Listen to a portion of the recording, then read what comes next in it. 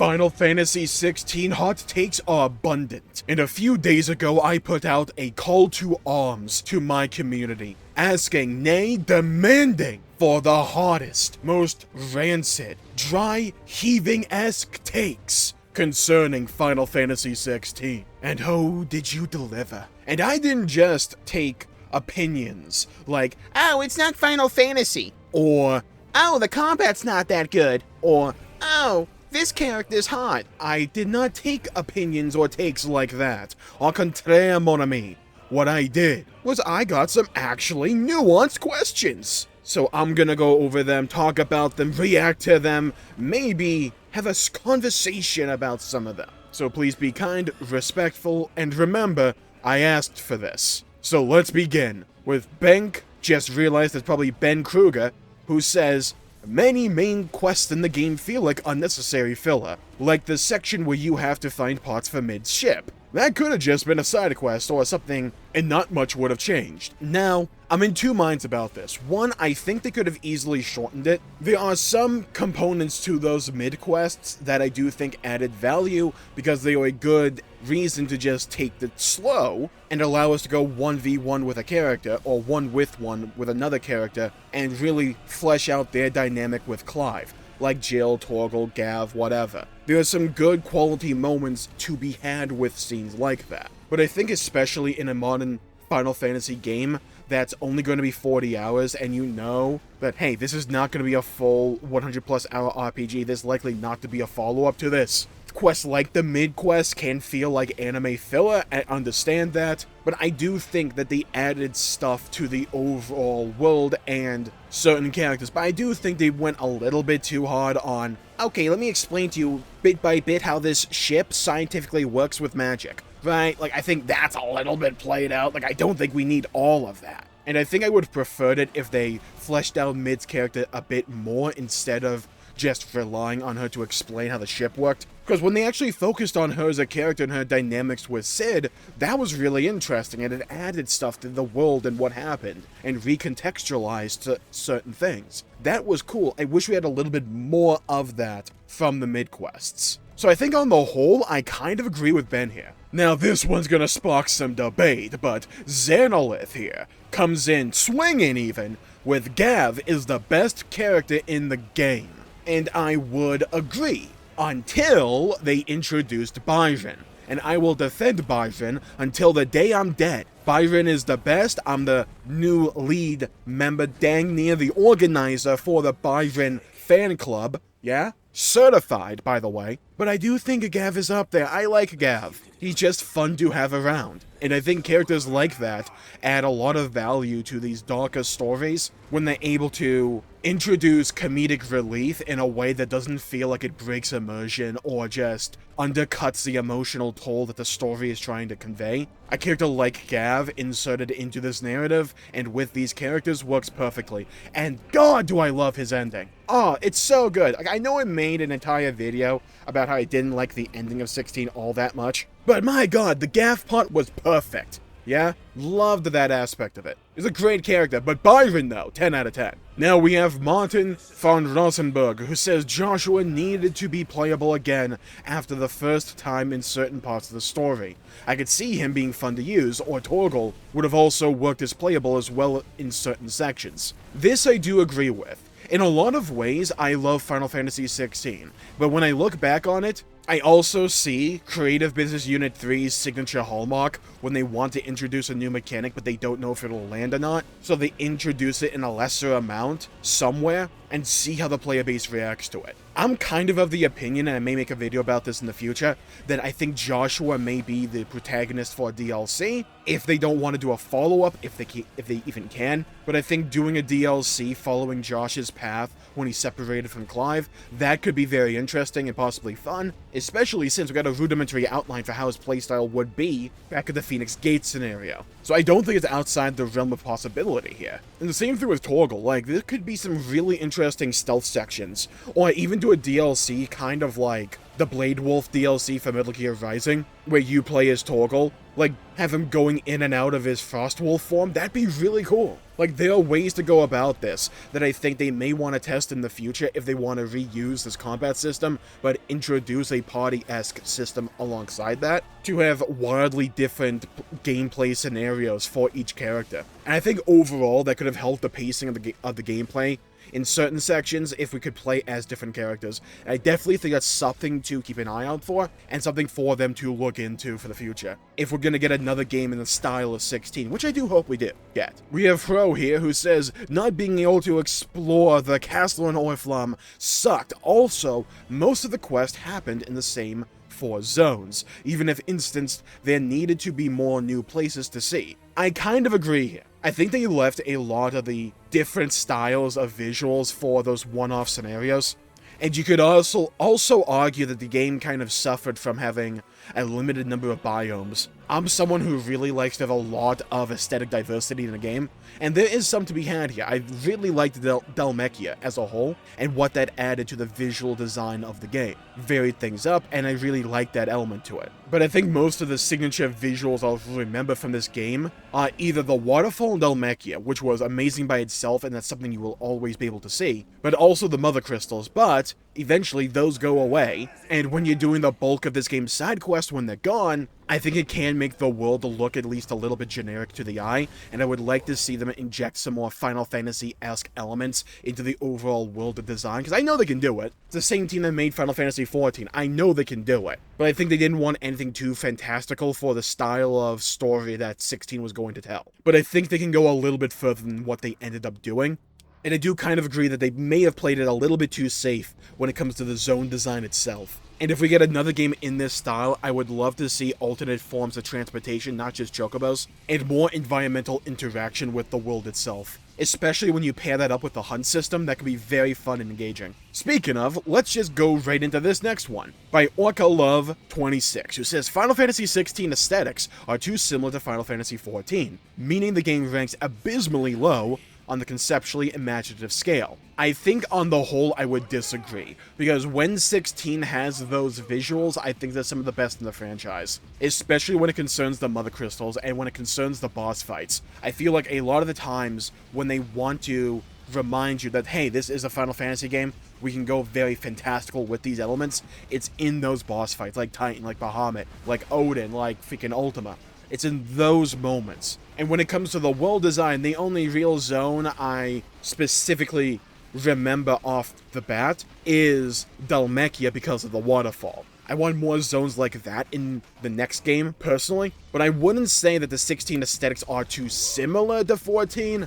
I think it's a more mature take on 16. A more down-to-earth take, if you will. Because I would also argue that 14 is some of the best visuals in the entire franchise. But like I said, I think they may have played it a little bit too safe and close to the chest when it came to the visuals of these zones in the game, because they were trying to emulate that dark macabre feel that, say, Game of Thrones can elicit, and to have the world look more low fantasy while the characters and the magic system itself are more high fantasy. I think that was what they were going for. I think they could have leaned into the magical elements and the fantastical imaginative elements more than they did. But personally, I wouldn't say that because the aesthetics can be similar to 14 that means it's conceptually low on the imaginative scale. I don't mind it when there's clear inspiration, because I think 16 was able to take some of these concepts and aesthetics from 14 but make it all of their own, and I like those elements, I really did. And if you don't like the zone design or the visuals of 16, I don't think the reason is because they come from 14. I could also even argue that if they leaned a little bit more into the 14 elements, that I would maybe have liked the visuals a little bit more. We have Saigo here, who says Dion is the best character and deserves to be playable. Jill was not given enough action scenes, not enough marks, needs secret dungeon areas with super bosses, no Leviathan. Okay, let's start from Leviathan. I understand how Leviathan can be disappointing to some people. Personally, I kind of like the fact that there is no Leviathan,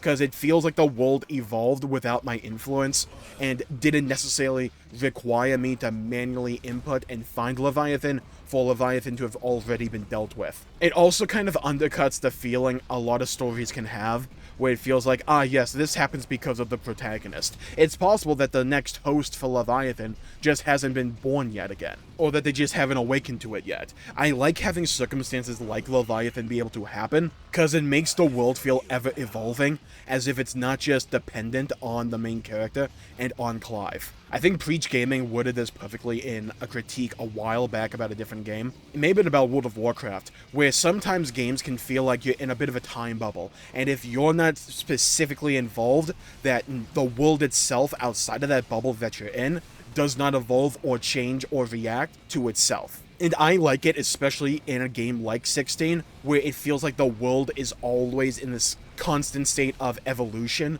that's not necessarily dependent upon me and the inputs that I make. So I didn't mind not having Leviathan. I agree that I think the game needed more secret dungeons and secret areas as a whole. I love the side quest system, and I do like the hunt system as a whole. I think those are both really cool features. However, when I do all the side quests before I beat the main game, and I go into Final Fantasy 16 again, personally, the hunt system isn't enough incentive for me to say, hey, let me just not do a New Game Plus here. I think if there were some extra dungeons and super bosses, that would still feel like Final Fantasy, because Final Fantasy is known for that, and I would have preferred if content like that existed. And I think the end game experience of Final Fantasy 16 is worse off because of the lack of these features. Not enough mods. I didn't do all the hunts myself, but personally, again, I wouldn't mind having more hunts, especially higher tiers of hunts, because I did a couple of the S ranks. They weren't that hard. And this kind of goes into another point I made in a few videos ago.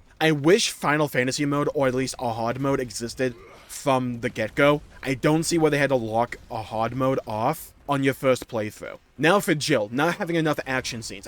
Personally, I love Jill as a character. She is one of my favorite characters in Final Fantasy XVI. She is a character that I would designate to be in my top tier. She's in that upper echelon for me. I really enjoy her character, what she brings to the story, and how she interacts with everybody else. Having said that, could we have like one scene where she wins by herself? Like, was it just me, or did Shiva feel like the weakest icon? Okay, scratch that. Outside of Garuda, did it feel like Shiva was the weakest to anybody else? Actually, I don't even know if I agree with myself there. I think Garuda felt a little bit stronger just because of the visuals associated with her fight. I think one of my favorite aspects of Jill's character arc was on the Iron Islands when she's able to get revenge and it's like, look, I need this. I'm not going to negotiate with them. There's no salvation for them. I need this revenge. And then she gets it and they're able to say, okay, cool, let's go on. I love that. And that they didn't try to make Jill feel bad for trying to right a wrong that she was able to right.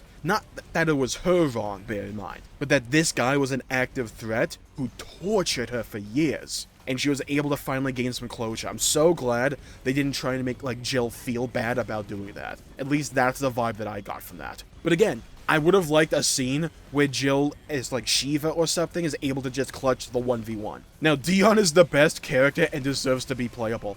I think it's amazing how they're able to have a character with as little screen time as Dion, and for him to be such a smash hit across the board. People love this dude, and I love him. He's a great character. He's badass, he has his morals. He's also a character that you can tell he's going through a moral struggle. He's not just some goody two-shoes who just feels like a pompous jabroni. No, he's struggling between duty and morality, which is normally a very important and interesting struggle to look at and to analyze. And the way they handled it with Dion, especially when it concerns the Empire, who we as a player hate and abhor, what they did with Dion was amazing in my opinion. And I loved watching that character grow and find his own place and to find his own justice. Also, he had my favorite fight in the series, or at least in the game. That Bahamut fight, freaking chef's kiss, mwah, loved it. And now there was one.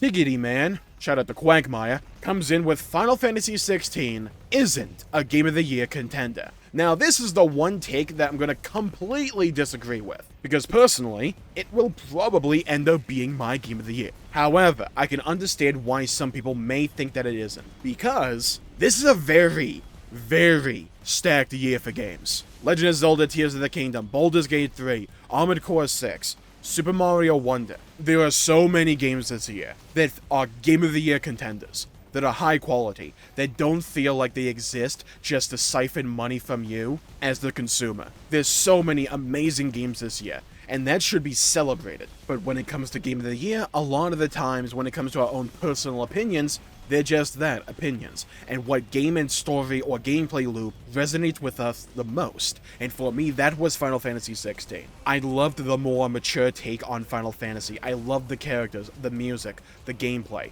the boss fights, the scenarios, the messages that were told. I loved Final Fantasy XVI from top to bottom. And sure, the ending wasn't my cup of tea, but it didn't compromise the entire experience for me. It didn't ruin or sully the game as a whole for me. And I loved Tears of the Kingdom, and I would probably end up loving Baldur's Gate 3 if I played it. But for me, Final Fantasy XVI was the game that resonated with me the most so far this year, and it will probably end up being the game that resonates with me the most. It's not only one of my Game of the Year contenders, it will probably end up being my Game of the Year, and also, arguably, one of my favorite Final Fantasies of all time. I hold the game in very high regard. So I'm gonna call the video there for the day. Thank you all for tuning in.